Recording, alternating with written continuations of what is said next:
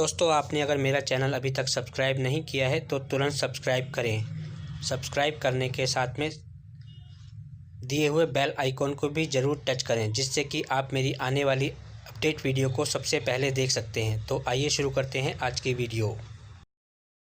तो दोस्तों, ये रहा पीसीबी डिज़ाइन। इसे मैंने इजी ईडी जो ऑनलाइन टूल है हमारे उससे बनाया हुआ है। और यहाँ मैंने 6 लेआउट्स को एक संग असेंबल करके रखा हुआ है।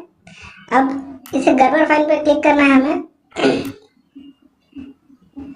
ये देख सकते हो, ये हमारी गर्बर व्यूअर है और डायरेक्टली आप यहाँ से इसे ऑर्डर कर सकते हो। तो चलिए इसे ऑर्डर पर क्लिक करते हैं, कंटिन्यू।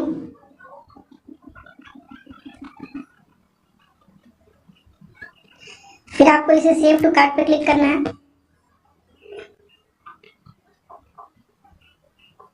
और चेकआउट पर क्लिक कर देना है।